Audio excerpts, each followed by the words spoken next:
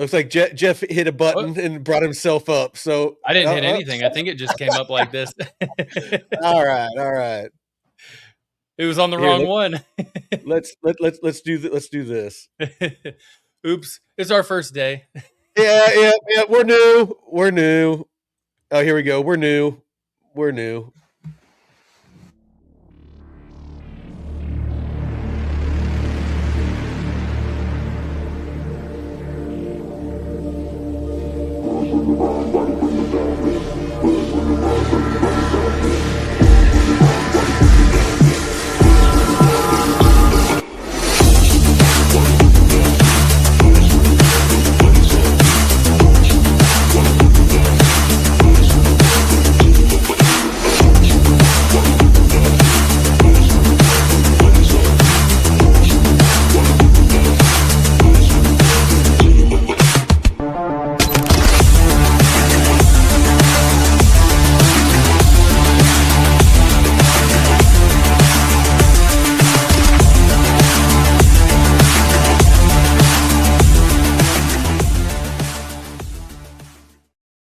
All right. Welcome to the Red Pill, the show where we talk about mysteries, alternative history, and the so-called conspiracy theories that very often they end up to be confirmation theories. Tonight we talk about public school and public education.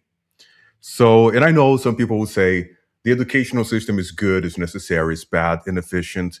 I want to know from you guys, Jeff and Mike, did you have a good time at school? We all been through school. It was a long time ago for me. I graduated high school in the year 1992, the year of our Lord, 1992. So it was back in the 1900s is when Come on, Mike. I was riding my horse to work to school, and it was 100 miles both ways uphill in the snow. Uphill, both.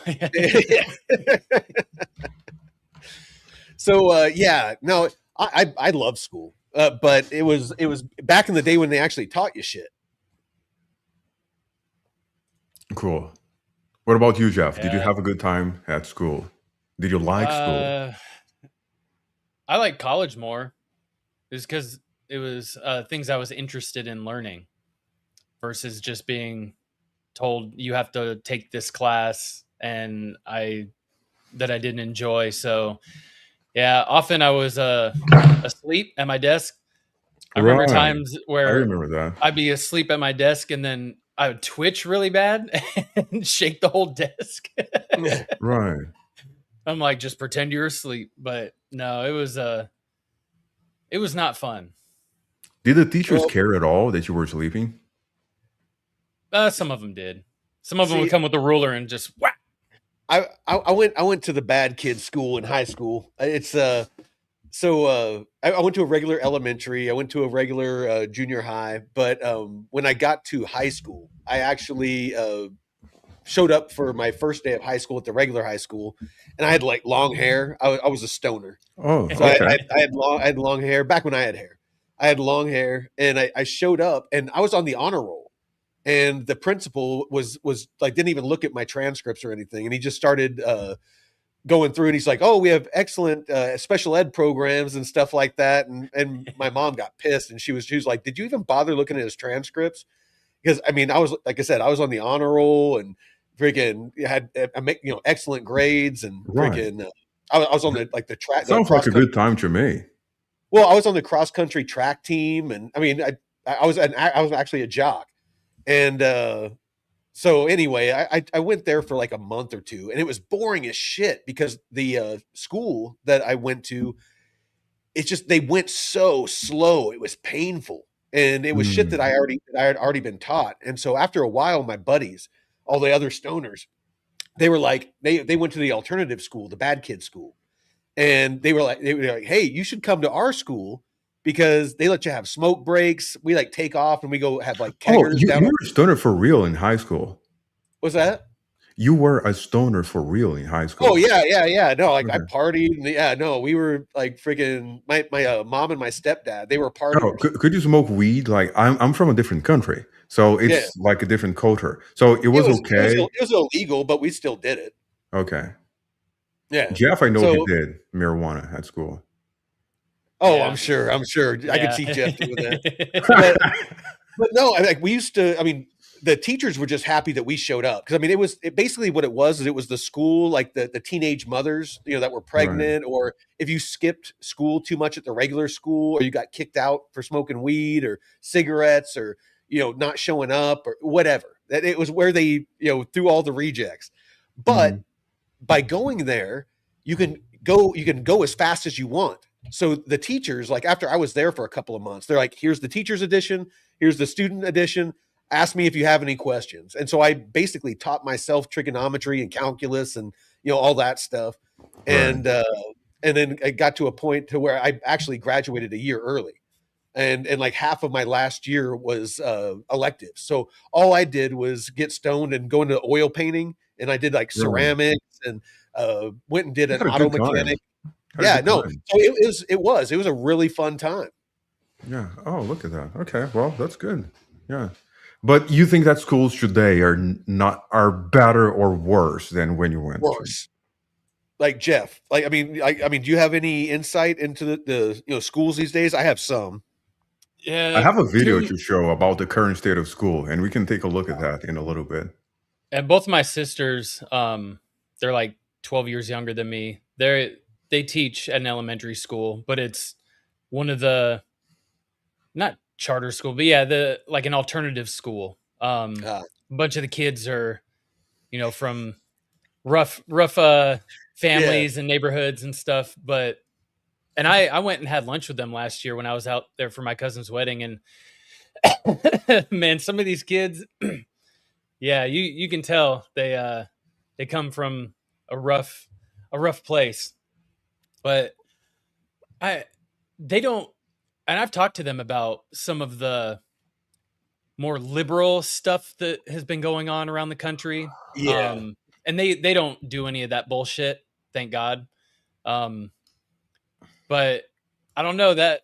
Have you guys seen that thing? I think is in Minnesota or Wisconsin with the doll that has removable parts that they're going to teach No. kids about. Yeah.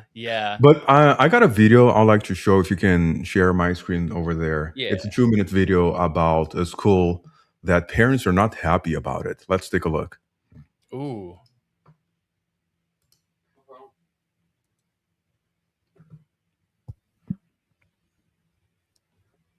I was on NBC News. A pride event at a Los Angeles elementary school met with protest and police. Get out of here. Get out of my face. Tensions running high outside of Sataquai Elementary School Friday, where the school kicked off Pride Month with an optional assembly that included a video reading of the children's book, The Great Big Book of Families. The book features all types of families, including ones with 2 dads or moms. Stop grooming our kids. Parents against the assembly wearing shirts that say no sexualizing our kids and parental choice matters, urging parents to keep their kids at home. This is a peaceful protest against LAUSD. LAUSD needs to stop grooming our kids. The school district is standing by its decision with support from anti-protesters. I think it's great, especially for my daughter, to see representation of our family. It's just all inclusive, which means she knows that Rainbow Day is all about love and accepting All about everyone, love. no matter skin color, where they come from. There is no sex education specific to the book that's being read today. And it portrays a reality that is not only common, it is real to many of our kids. California has the largest LGBT So really quick, like if you could pause it. to the nation. Sure. Yeah, it's whenever we're like showing videos like this, about every 10 or 15 seconds, you want to pause it and kind of talk about, what's going on.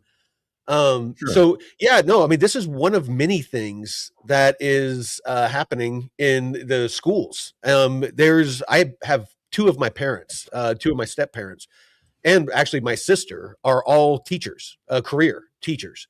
And my mom and my stepdad actually retired from being a teacher.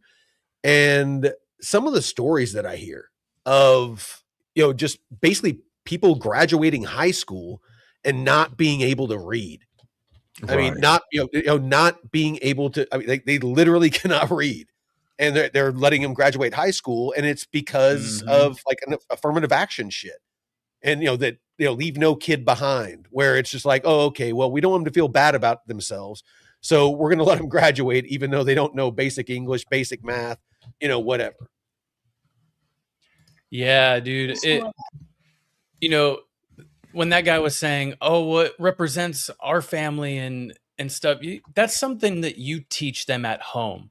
You don't need a school system to teach them about LGBTQ and all that shit. It's that's not what they should be teaching. And I don't know if you guys have seen it, but there's a guy that goes around with these index cards, and it has like a paragraph on it, and he asks these people, I'll be right back. Oh yeah. And just read it. And what does it mean?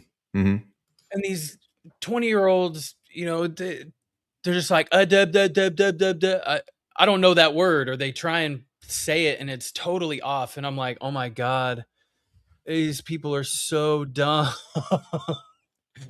Yeah, I've seen those videos. Yeah, like what does it mean? Like what is the meaning of this word, or how can you read this word? Oh God, it's so bad. Do you remember Howard Stern? He had a show saying like, "Are you smarter than a fifth grader?" or something like this.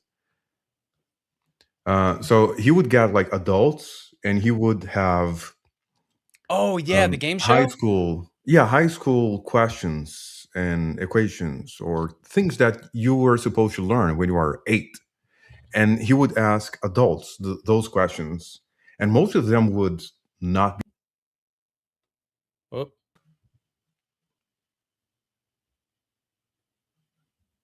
I didn't do it. People, that's what happens when people mess with my settings. So things get messed up. So anyway, you were saying. So have you seen, Mike, those videos of adults or young people? They cannot read cursive anymore. Have you seen that? They're not able to read cursive any longer. Yeah, they can't tell time on a regular. Oh yeah. They cannot tell the time. Clock. Yeah, on an analog clock. Oh my God. Oh. So no, it's gotten bad out there. So no, there is a serious. It makes me wonder, what the hell are we paying? And I was talking to my nephew. We were doing some clearing at the new property today, and I was actually talking to him, and I was like, why don't we just 12-year school is for people that have the aptitude to go to college or higher learning, STEMs, anything that has to do with STEM, mathematics, sciences, things like that. If they're going to be a doctor, a lawyer, then okay, taxpayer will pay for you to go to school for 12 years. But if you're a fucking idiot, or you just don't have the aptitude for it, or just don't desire to go to that much school, and maybe you just do elementary and junior high, learn how to read and write, basic math, things like how to balance a checkbook, how to bring back home ec, how to do your own laundry, how to cook your own meal, and then send them to a vocational school where they learn how to be an electrician, a plumber, do concrete work, be an auto mechanic, be an aircraft mechanic, whatever. It just have it to where it branches off, to where it's like, all right, these people, cool. We're going to keep investing in these people. But these people obviously are not taking advantage of the taxpayers' money, and they're not here to learn. Because if you're graduating high school and you can't read, you wasted a shit ton of taxpayer money.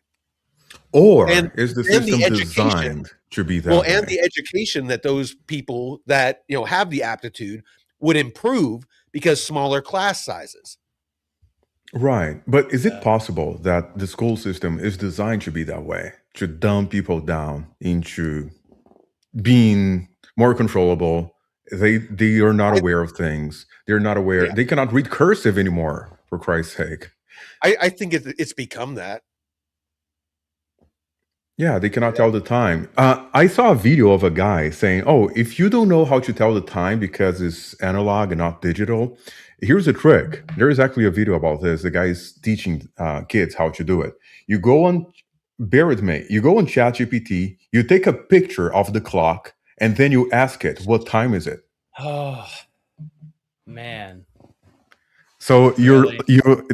some people are relying on AI to know what time is it. Like if you have like that kind of clock, of course you have your phone, you can check it on your phone, but God, well, that's a damn shame, man. These kids are going to be just even dumber. I feel bad. if you had kids, Jeff, would you send them to school? No. Regular school? Nope. Or would you homeschool your kids? I do homeschool. Yep. That's the plan.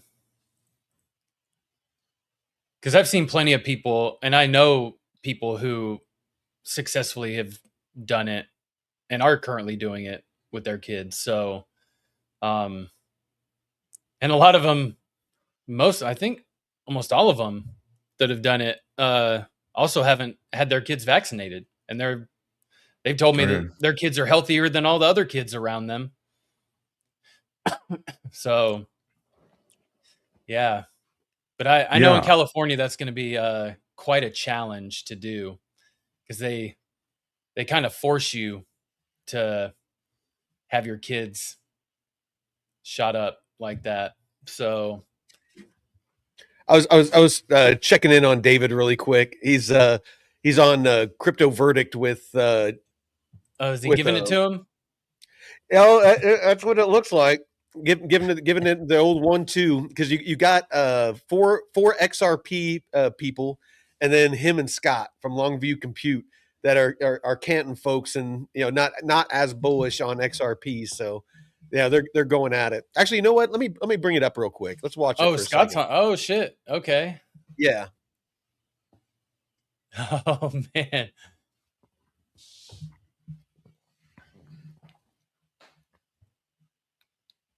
Look at CC token, there's real economic utility, real economic value there.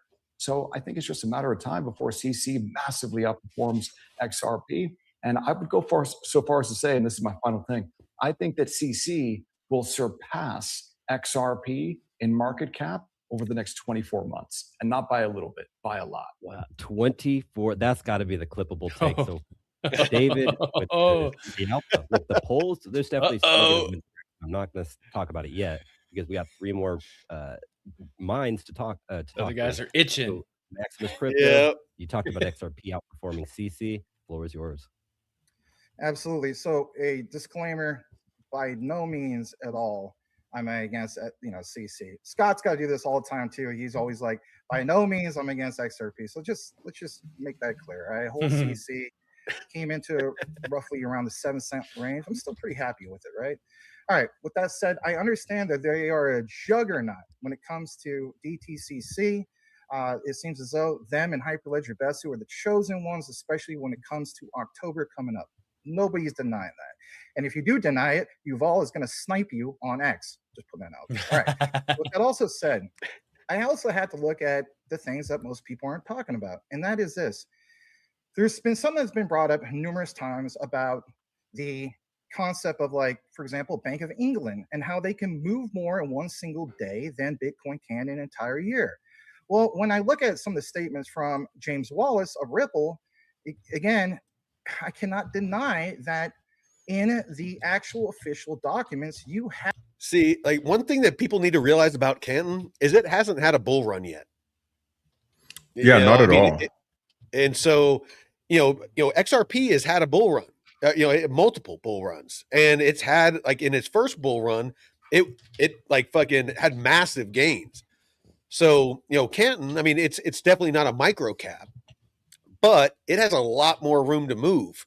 And that momentum, you start seeing that thing running, and people start FOMOing into it.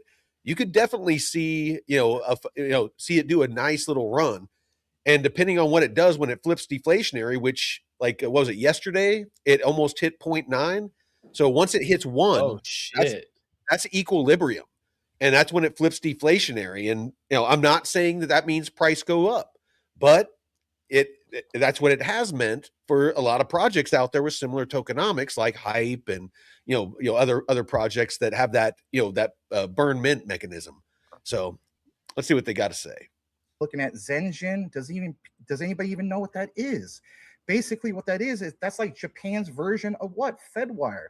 And I understand that these old systems are old systems, but the key thing is to bridge those old systems, those traditional systems, into Web3, because we're clearly not in Web3 yet. I know that people keep throwing that around. We're in Web3. We're not in Web3. We're in roughly like 2.8, give or take. So we bridge that in. Those don't just go away. You know how long it takes for those systems to go away? It probably would take a minimum of 50 to 75 years, right? Shout out to Ray 75 Gowdy. years. He's covered some of these things. So when I look at a global RTGS based off the CBDC private ledger, and I already see evidence that the XRPL is built on that, that is a major, major win. And just two key things. I'll make this quick because I know you want to chime in. I'll state this. May's white paper from the BIS, the elasticity of money, literally labels Ripple's main product backwards, liquidity on demand. What's their main product?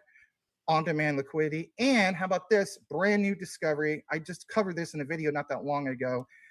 Christine Lagarde in June was featured in a BIS white paper that most people didn't talk about.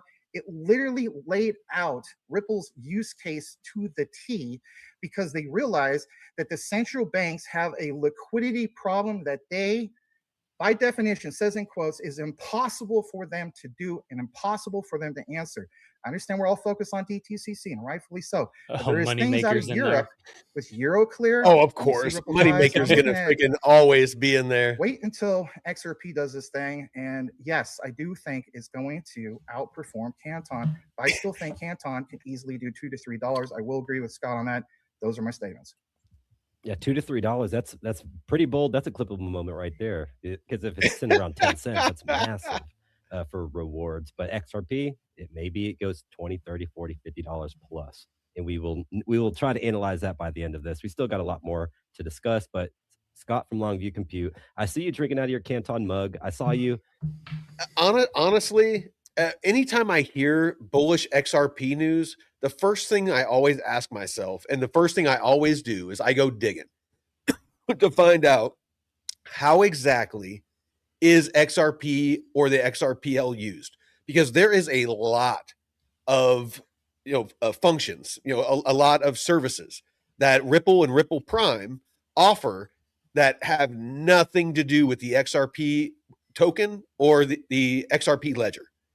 There's actually quite a bit that they do that doesn't even involve either of those. So just because something's comes out and it's bullish for Ripple and that Ripple's doing this and they're partnering with them, it doesn't always mean XRP. They don't even always include. They often don't include the XRP token in the projects. They have a bunch of projects and initiatives and things that it doesn't really include XRP.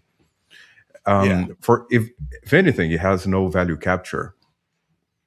Well, let's hear what Scott has to say. It's 2.5. That's what they're focusing on right now. That's the direction. That's the momentum. Anything that's attached to stable coins is probably what's going to win in the future. But taking aside from that, even how is XRP going to gain value in a stable coin environment when the gas is so cheap and it's not being necessarily used for a liquidity pool or on-demand liquidity? It's being focused more in collateral use cases moving forward. We even heard it from some of Ripple. So I just don't see how it's going to appreciate to a high value and have a higher ROI when it's even its own team is starting to look at different use cases because it's not performing an ODL. All right, very good takes. You addressed both Jake and Max. That was awesome. But we got Rue. So Rue, you like both projects. Earlier before this, you had Canton back there. You switched it to Zedek to remain neutral. I gave Scott a mic drop. Mic drop. Oh, thank you. I didn't even want a part of this, but since you gave it to me. Oh, my bad. Yeah. You're good. No. I would say the use case of XRP might be store value, right? Bitcoin's done pretty good with that. And I'm also on the agentic AI train. Like, that's a whole new realm of people. You can drop a whole world of virtual people. And so let's go around the horn. So Jeff, as far as XRP, what are your thoughts on it? Oh, let's not talk about XRP. I mean, what this cycle? What are some of the Actually, you know what? Let's get back on topic. Screw it. Let's bump out of here. Well, I will say Canton reminds me a lot of Ethereum in the early days, and Ethereum didn't have the tokenomics set up like Canton does. So I will say, looking at it as far as an early, because I remember when Ethereum was under $15, and man, kicking myself now for not buying it, and seeing Canton and them how they're going to how they're positioning themselves, and all the networks or all the projects that are building on it. And not all of them will have a token, which makes it more bullish for the CC token. Yeah. So, it's a no-brainer for me. It's promising, if anything.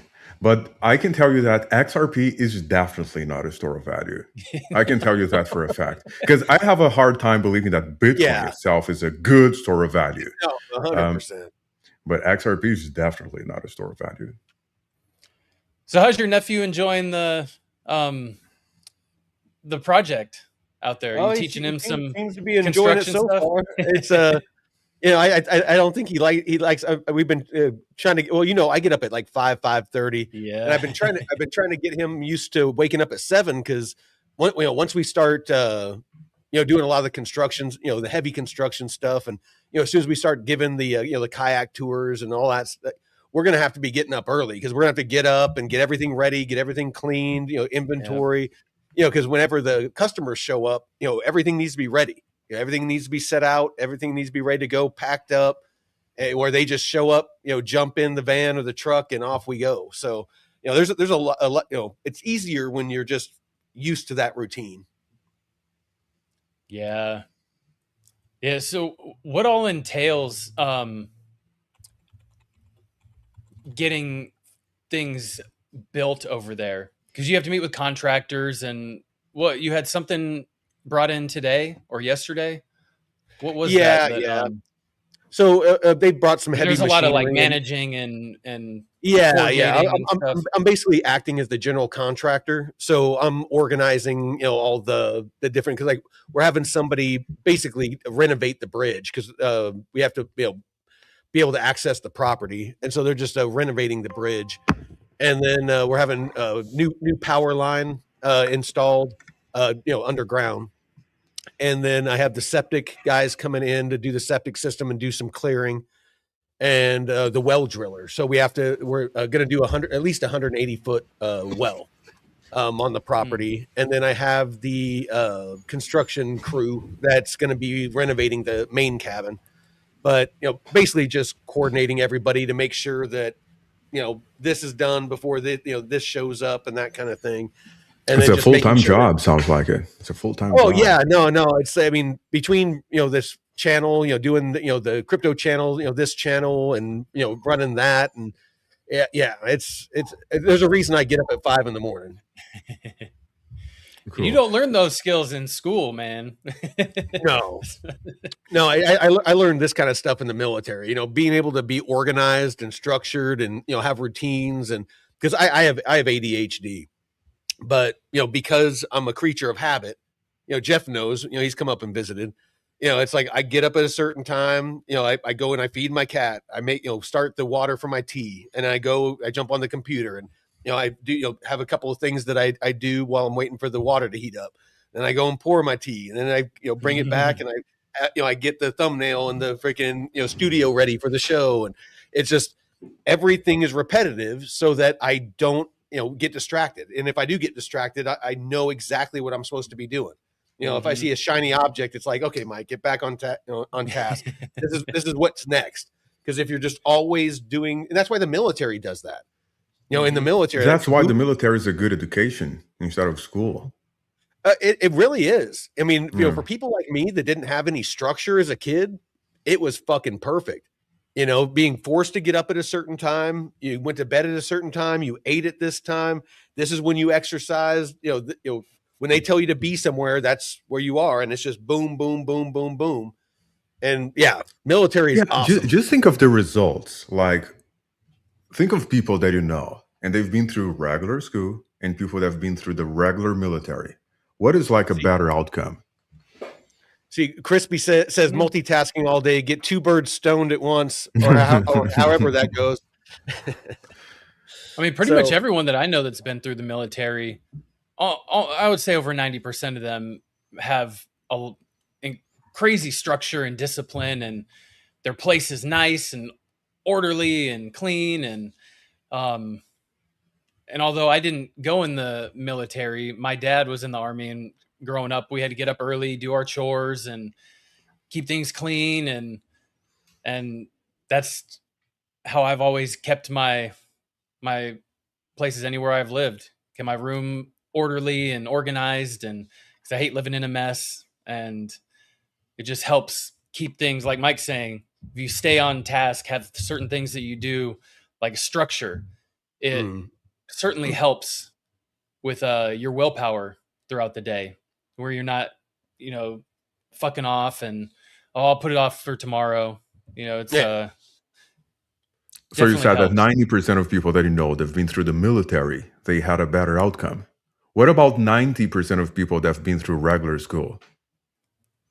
I know a lot of people that have gone, through regular school and gone to college and then dropped out, or didn't go to college and then just fucked around. And I mean, it's kind of iffy. Yeah, I never trust an institution to help me with learning anything. Mm-hmm.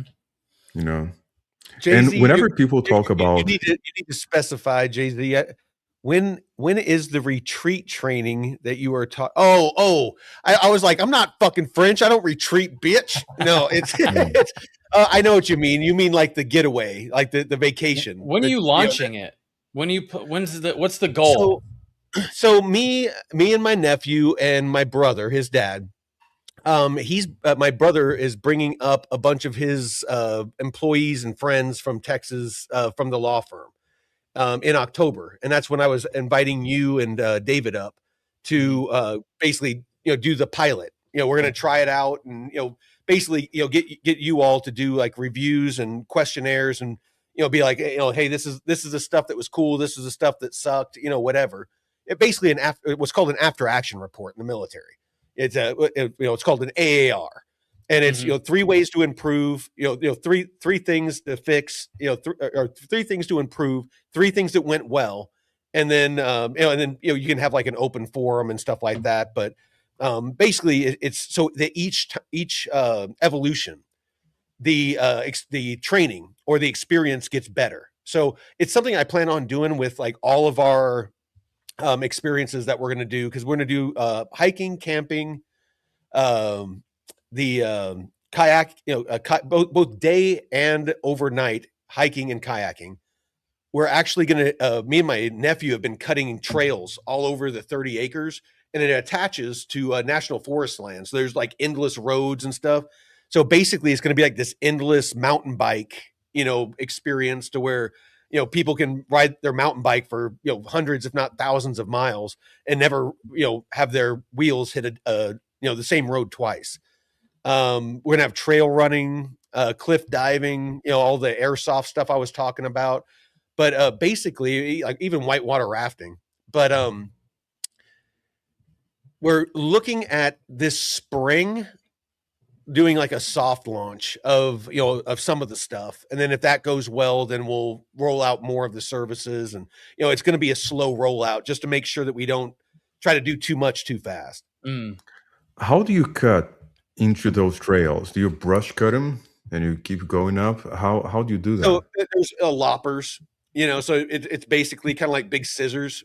Okay. And they can cut through like a branch about like that, nothing too crazy. And then you have to come through, if there's other stuff that you want to get out that's bigger, you have to come through with a chainsaw. And so we just been going through with loppers right now because it's fire season right now. So you don't want to be running a chainsaw. You might start a forest fire. And so we're just going through with loppers right now, and anything that we can rip out by hand. And we'll come through like in October, November, when it's when the snow starts to fly and stuff, and we'll chainsaw stuff out. That's a lot of cutting, isn't it? It's a lot of cutting. Oh yeah. No, it's 30 acres that we own, and then there's no, dude. Like I've actually some of the pictures we've been taking. Like when I first started, I was starting to look a little chubby. I mean, I'm 52, and well, a little chubby for me. And then yeah, now like I'm getting like a lot leaner, and like we took a picture today. In fact, I'll share it to the node, that the node.pro in the community section. But yeah, dude, if I can definitely getting in much better shape. Nice. Oh man, somebody in the Crypto Verdict chat had such kind words to say. The nerd or node network duo, Mike and this schmuck, are fucking delusional. They are like the people who hated Michael nerd Jordan. network. They don't understand the power of relationships and trust. Ignorance.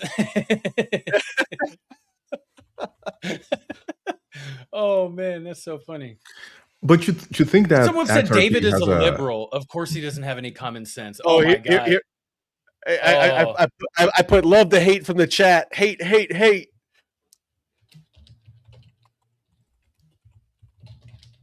But you think that XRP has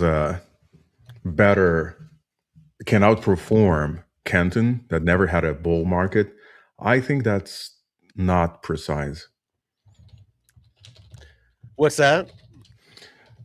One of the questions, like, will XRP outperform Kenton? And just like you said, Kenton never had a bull market, so it has a much better potential to outperform XRP.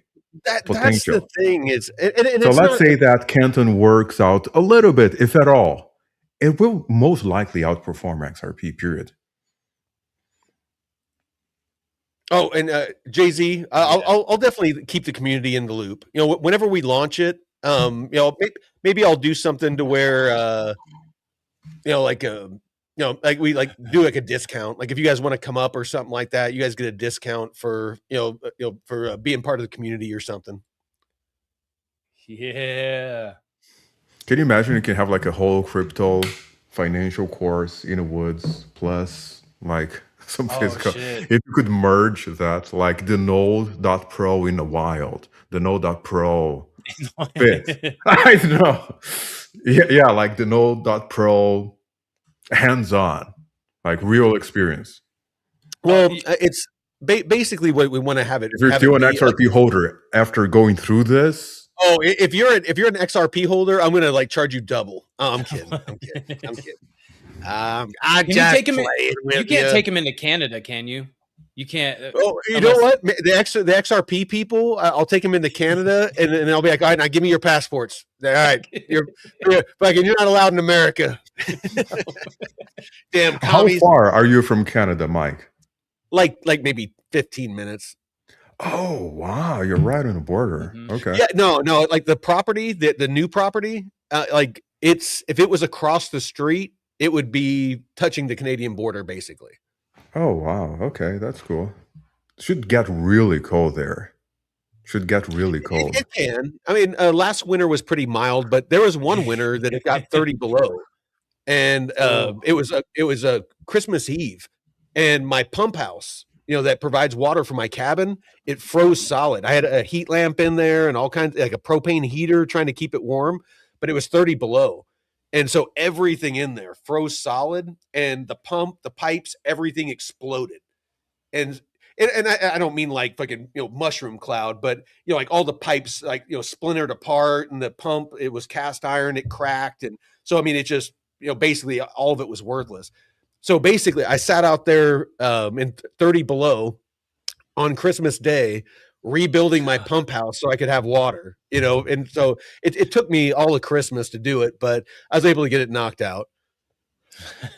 Cool. Yeah. Tell them the fun adventure we went on last December in the snow. We were slipping and sliding around.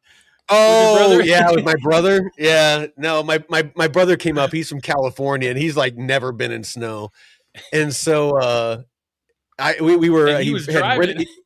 He had rented a car and was driving, and we were going up this hill, and it was covered in snow, and he was just trying to gun it, and he was just sliding towards the edge, and he got it to stop, and I was like, "You want me to drive?" And he was like, "Yeah," and so I got in there, and we figured out it had 4-wheel drive. Yeah, at first I went to go take off, and I was kind of crabbing up the hill like sideways, because so that we were facing away from the side, And then I was like, is this thing like only 2-wheel drive? Because I mean, it was a really nice rental. It was a SUV. It was, I want to say it was like a Tahoe? Jeep something. It was a Oh no, it was a Tahoe. Tahoe. It was a fully loaded Tahoe, like high-end Tahoe.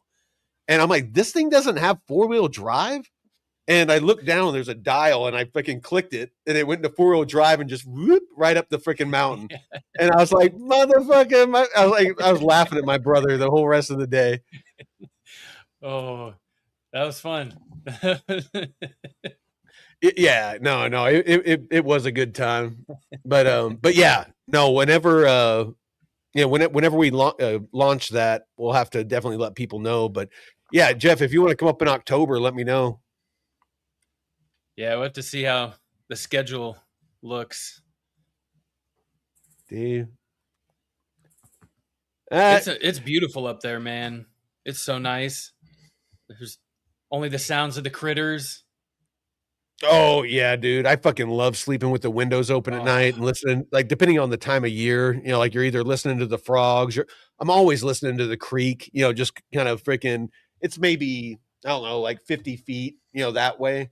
Mm-hmm. And so I can open the window here by where I work. And like right now I'm listening to the creek. And then when I'm sleeping back in the bedroom, I'll open the windows and it just lulls you to sleep. You got all the little freaking owls and, whatever critters are, out in the, got coyotes and wolves and just anything else that decides Funny to make a enough, noise. like our topic is about education. I wonder if you get a kid going through this experience that you're describing, I think it's like a much better hands-on education.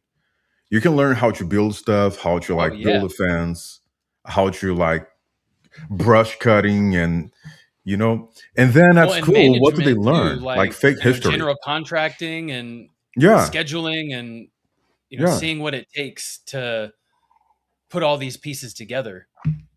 Because it's not just, you're not just building a house, you're digging wells and having people bring in construction stuff. So you're having to manage things and organize things. And it's, a lot that goes into it. Yeah, it sounds like those Mennonites, like Mennonites documentary. I think they're on YouTube. So like those old settlers, the Mennonites, the Amish, the Mennonites. So there is one documentary. It's on YouTube that they just go somewhere in America, like in the middle of they're looking for a land, and say, yeah, we're gonna stay here, and they just settle there. And they have like a well, and they build a house, and they build a little farm, and they built everything from scratch. Why? Because they have like real hands-on knowledge, Mm-hmm. They didn't need like an architect or an engineer or all this kind of things that we think are so necessary. Yeah. Yeah, and learning that stuff, I mean, think about back when people didn't have a way to ask somebody, how do I do this? You just trial and error. Yeah. You either build the house and then it falls apart and then you got to try again, figure things out. That it takes time, but eventually you get it right. You do better the next time. But man, there's a lot of value in doing things, fucking it up, and then doing it better the next time. Yeah.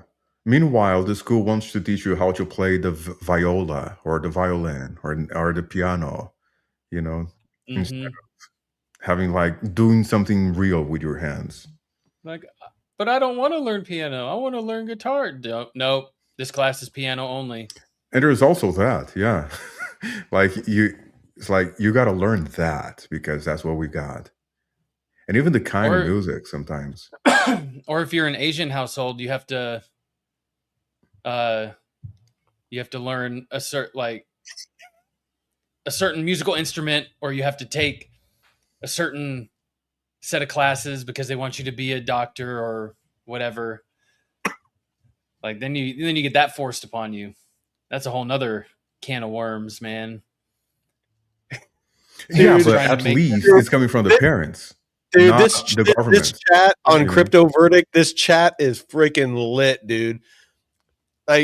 Anybody that's watching right now, go ahead and pull up Crypto Verdict. Like if you have like 2 screens or something, just so you can like watch the chat. Like while we're chatting here, I'm watching the chat, and people are just going nuts. They are just like XRP people are just hating the shit out of Scott and David. And then like the couple of Canton people are freaking like going off about XRP. Dude, people are losing their shit in here. This is awesome.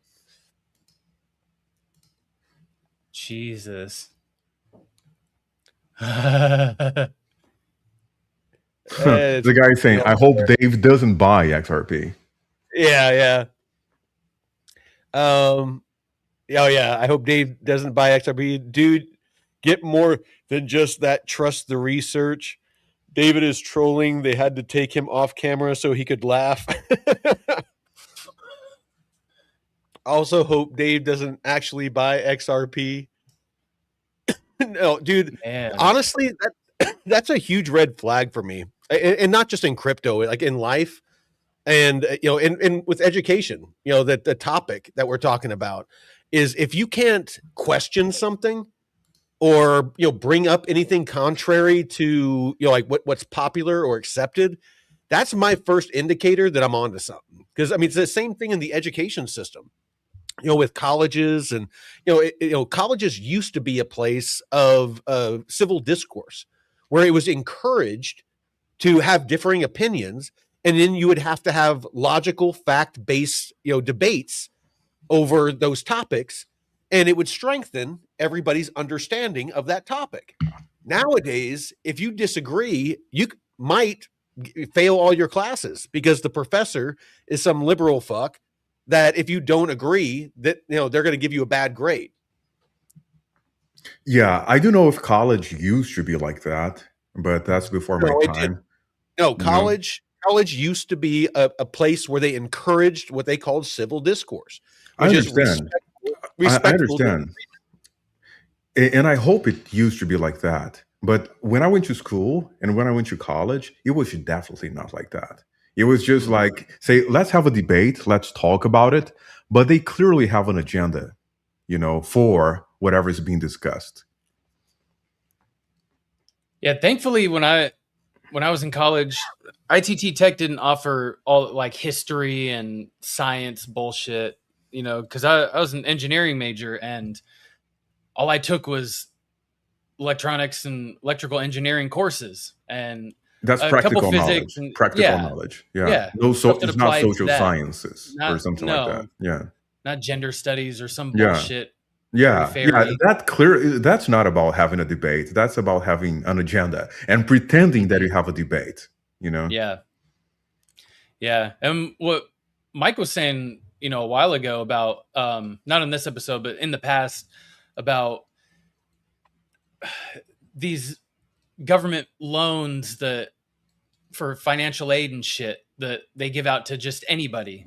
It's like, if you got to treat it like a business. Are these people going to be getting out?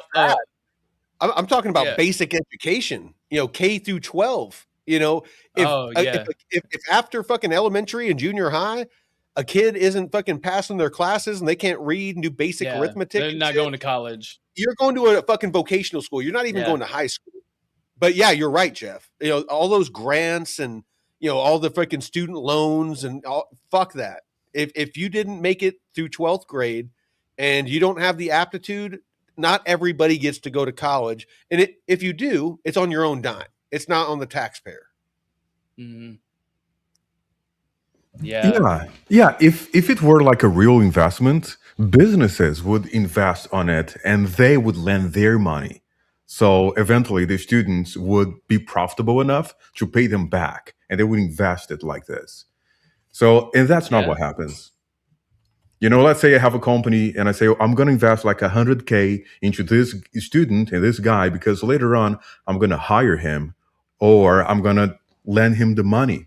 But that's not what happens. It's just like grants and pretty much working with governmental money, which is they create out of thin air. Man, I got a buddy who's 31 or 30 or 31, and he's an electrician, and he makes $120 an hour.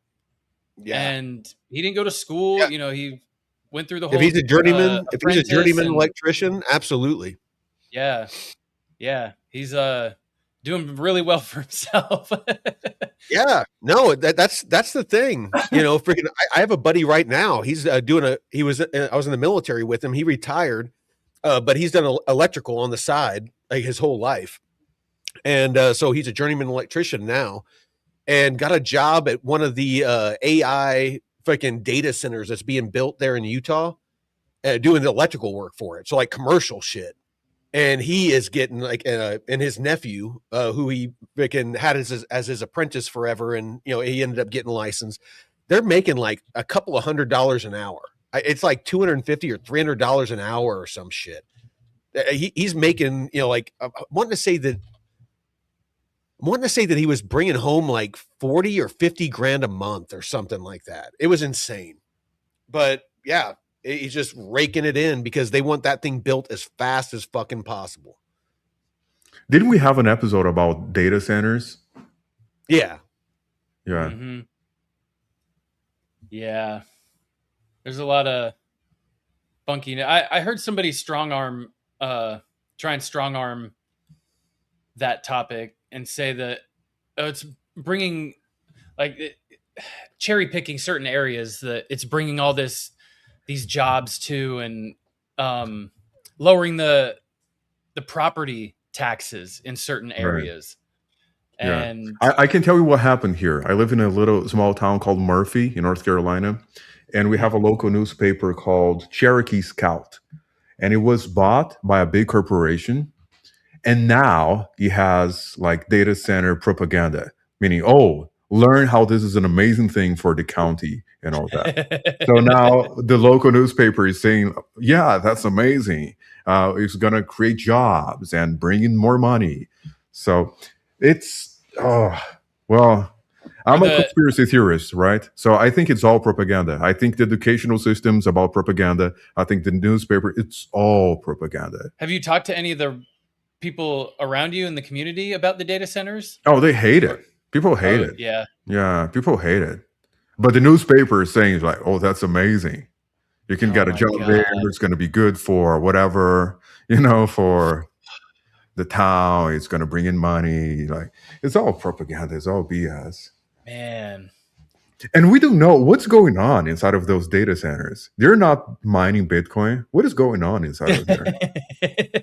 They're not mining Bitcoin. Man, I should see about getting a job in a data center so I can kind of be I can infiltrate. That. Yeah. Because I've built, you know, I worked in doing networking and communication, building out data rooms and servers and shit like that. So you could have like Project Veritas. Remember Project Veritas? Yeah. You have your own personal Project Veritas. Yeah. Project Data Center. Yeah. Yeah. So we can finally know what the hell's going on there.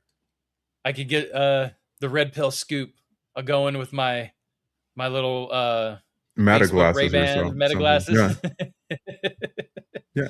Because why do they say they're surveillance centers, that they're processing all the data, but I don't know. I have no idea. People say they know what's going on in there. About it. What's going on in there? All these flock cameras going up everywhere. Okay, that's a good point. That weren't voted on by the people. It was just rolled out. And Josh Hawley actually came out with a statement yesterday or today, something talking about these companies need to show I forget what it was. Let me look for it. But you got to think, all these flock cameras going up and the data centers rolling out, they're going to need all that all these data centers to process everything and to store all of it.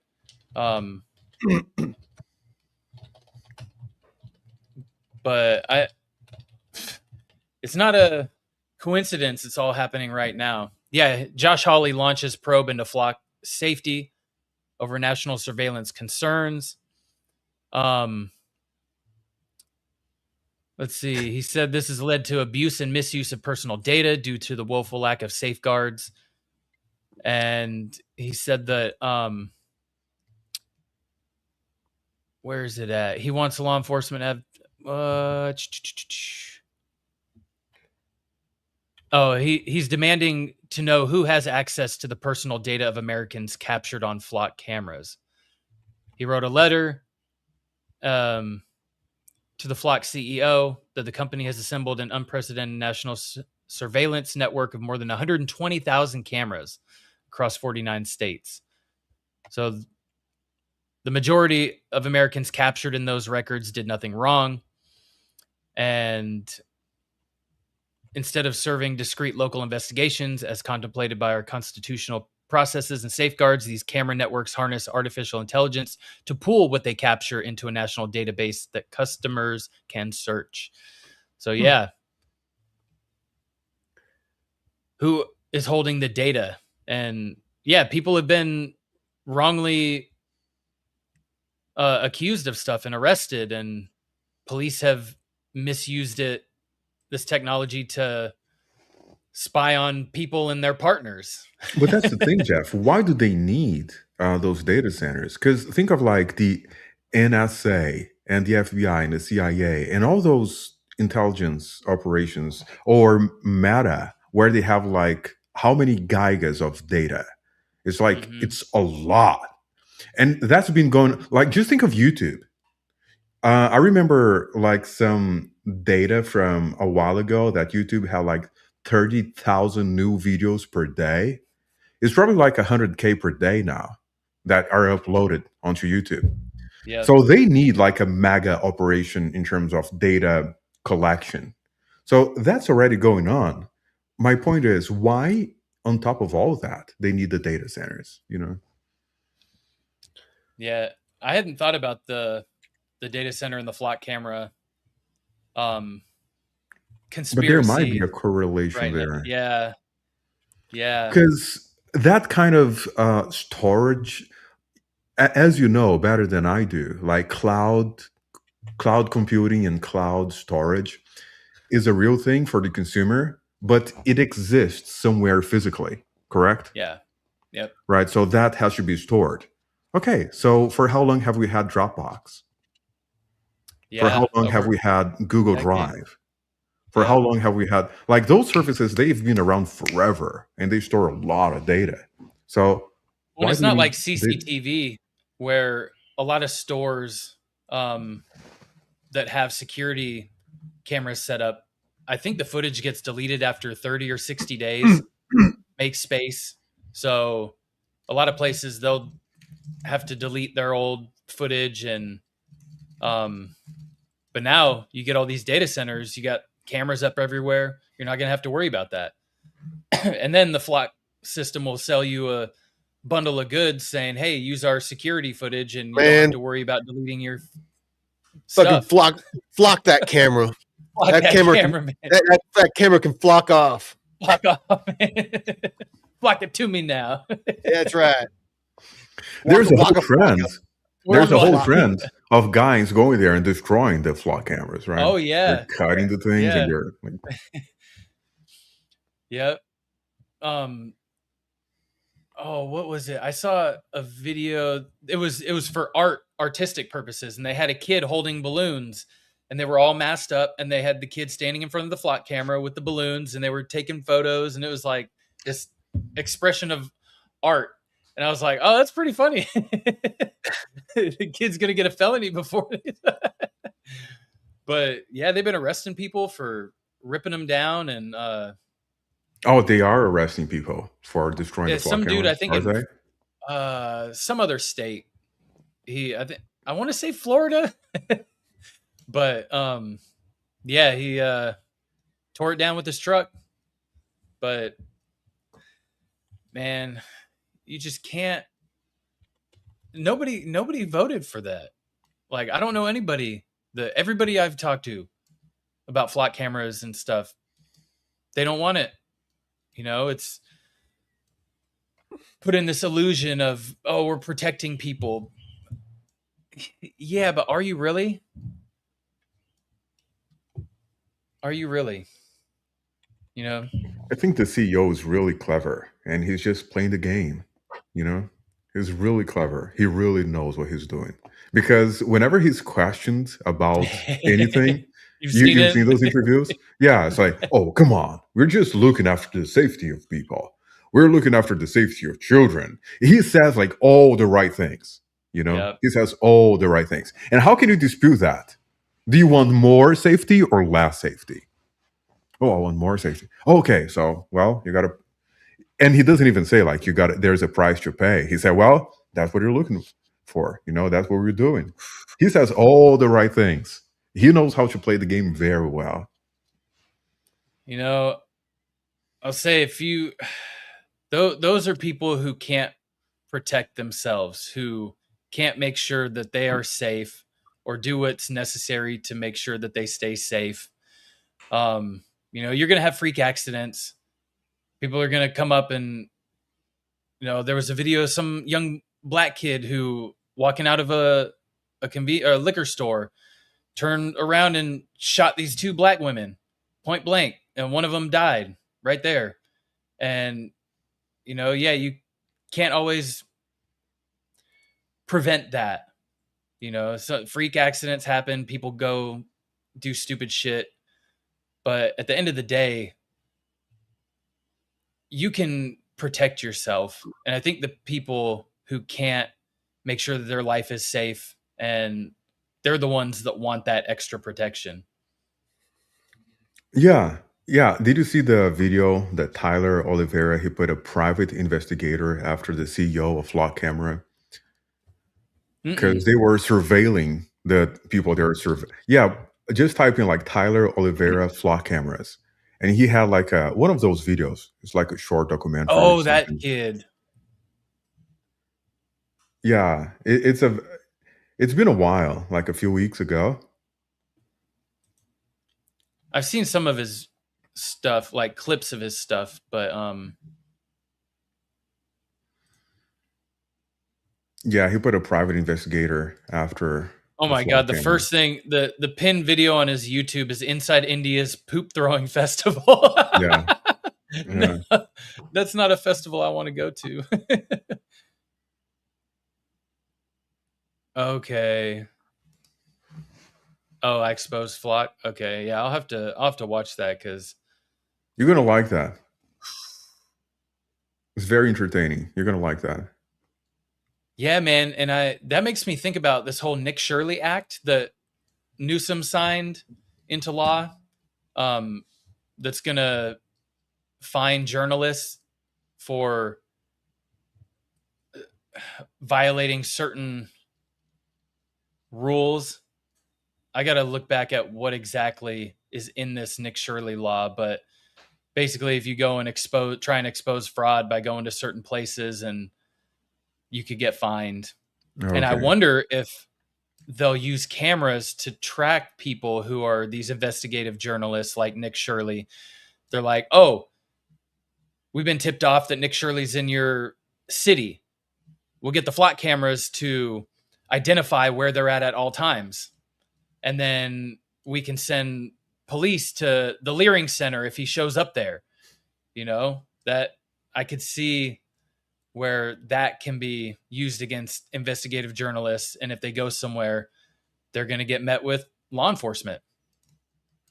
Remember, I think I mentioned in a previous episode, the previous show, the psychiatrist in Canada that wrote up somebody, and then the police pulled them over and said, hey, you are mentally unstable. And Joe Rogan shared a video. There's a full video on it. You're going to like that one. And he ended up institutionalized that evening, apparently. Yeah. Yeah, I saw that. It was one of the episodes last week, I think, or was very recent. Yeah, something very recent. Yeah. Yeah. Cuz he was saying or doing some weird things online, and they said somebody recommended him be evaluated, and they took him right there on the spot. And it's like, I do not want to live in a country that is doing that. And they say, you know, they keep calling Trump a dictator and stuff, but you know, you have rogue agents, whether it's ICE, whether it's police or whatever, but psychiatrists, but he's not having people round up. It's the brain police. If you're not thinking in a way that we think it's right, we're gonna put you in an institution. Mm-hmm. You know, and that's been going on for a while. You know, it's the thought police, really. Yeah, and that's probably why, man, they're making the education system dumbed down to where kids will just comply. Yeah. Well, should we wind down, gentlemen? Yeah. Are they still going at it over there? Oh, they're still going at it. But yeah, no, let's go around the horn. So, Paulo, closing thoughts. Closing thoughts. Don't send your kids to school. I never learned anything that's really useful at school. All the things that I learned that matter, I learned through a teacher, like the nodes. Say, oh, I believe those guys, but not an institution. I don't trust institutions for knowledge, and I never did. Absolutely. Jeff, closing thoughts. Yeah, I think homeschooling, learning from people, and you can have the one thing I hear about homeschooling from people is, well, your kids won't interact with other kids, and that's bullshit, because you can take them to certain clubs and certain extracurricular things where they're exposed to other kids, so they don't have to be around a classroom full of 30 fucking kids all day just to be socially what I can't think of the word, but to where they're not socially awkward. So, homeschooling, I plan on doing that when I have kids, and taking them, having people like Mike teach them how to build a cabin where they learn real life skills. Yeah. Because, I mean, what he built was pretty incredible. And if you're a kid and you put them through hard work like that and give them hard lessons like, okay, you fucked this up. What did you learn from that? What can you do better next time? And there's a lot of value in that, man. Oh, trust me. I mean, freaking, I made a bunch of mistakes building this thing. I can't count how many things I had to like tear it out and redo. And it was trial and error, because I'd never built a fucking house before. I mean, I did a little bit of carpentry, a little bit of framing, and a little bit of roofing, and a little bit of this, a little bit of electrical, but enough to be dangerous. Not to build a house, but yeah, it was interesting. But it's better than just sending your school. Better than sending your kids to like drag queen history hour or something. Oh, they right. have like drag queen story hour that you have like a drag queen reading to your kids. That's certainly better. I think that if I was to have kids, I don't have any kids, so it's hard for me to weigh in on this too hard. But if I had kids, I would homeschool. Up where I'm at, there's a lot of parents that homeschool, and I live in a very conservative area, and I don't mean conservative like they're Republican. They're just very conservative. They have old school values. A handshake means something. If you shake somebody's hand and give them your word, it's better than a legal piece of paper. If they say, I'm going to show up and I'm going to do this at this time, they show up and they do that at that damn time. If they say that they're going to, pay you something or, whatever, people fucking, people's word matter where I'm at, and they don't like what they see in the schools, and they're homeschooling their kids. And some of the, older people in the area are retired school teachers and, doctors and military and, things like that. And, they're stepping up because, a lot of the older people, they're just looking for something to do and, be around kids, and like, they love teaching and things like that. So, yeah, I mean, there's something to be said for just separating yourself from this bullshit that governments have built, when it comes to money, when it comes to the banking system, when it comes to education, and when it comes to, anything like the water system. We're constantly finding out there's fluoride that's basically a toxic byproduct, they were trying to figure out something to do with. And so they just, basically convinced everybody it's good for your teeth and shit, and started dumping it in the water as a nutritional additive.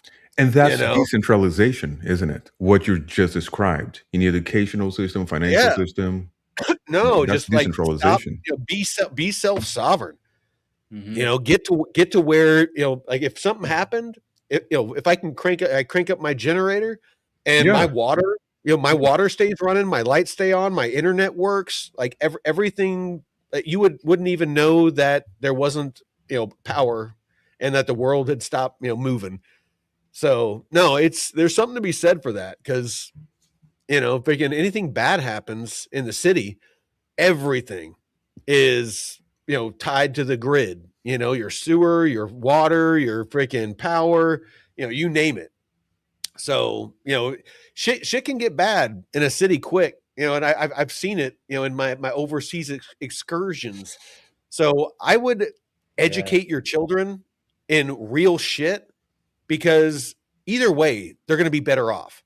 They're going to be better mannered, they're going to be more intelligent, they're going to be less, people are going to be able to influence them less, because that's really all they teach in schools now, is how to comply.